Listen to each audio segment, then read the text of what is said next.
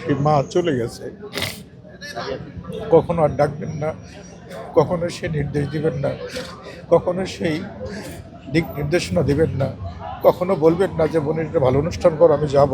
ম্যাডামের সাথে অনেক স্মৃতি আমার আছে।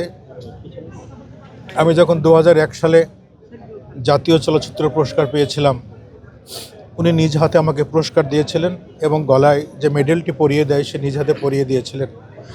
আমি গত রাতেই সেই ছবিটি বারবার আমি দেখছিলাম আর চোখের কোণায় বারবার অশ্রু ঝুলছিল। যখন জাসাসের সেক্রেটারি ছিলাম দীর্ঘ 7 বছর, ম্যাডামের সাথে দীর্ঘদিন ওনার কাছাকাছি বসে কথা বলার সুযোগ হয়েছে। ভীষণ আদর করতেন আমাকে। ওদের স্বপ্ন পূরণে পাশে থাকতে পেরে আমরা গর্বিত। আমি গেলেই হাতটা বাড়িয়ে আমার শরীরে হাত বোলাতো, মাথায় হাত বোলাতো। ম্যাডামকে নিয়ে অনেক কাজ করার সৌভাগ্য আমার হয়েছে এই দলের জন্য, দেশের জন্য। কিন্তু আমি সাংস্কৃতিক কর্মী, উনি খুব পছন্দ করতেন, খুব ভালোবাসতেন আমাকে।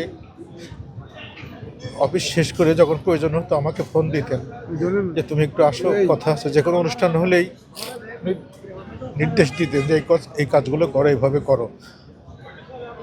আমার সমস্ত অনুষ্ঠানে ম্যাডামকে বললেই উনি কখনো না করেন নাই। উনি বলতেন যে তোমার অনুষ্ঠানে যেতে আমার ভালো লাগে, যেখানে গেলে একটু আমার শত ব্যস্ততার মধ্যে একটু প্রশান্তি পাই, একটু ভালো লাগা কাজ করে। তো তোমার অনুষ্ঠান হলে আমাকে বললো, আমি যাব।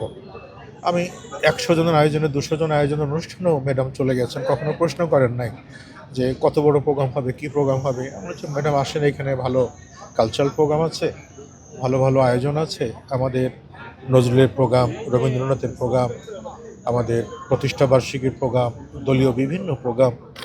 সে প্রোগ্রামগুলো যখন করতাম উনি থাকতেন, আমাকে সাহস দিতেন, দিক নির্দেশনা দিতেন, সমস্ত রকমের সহযোগিতা করতেন। আজকে মাথার উপর থেকে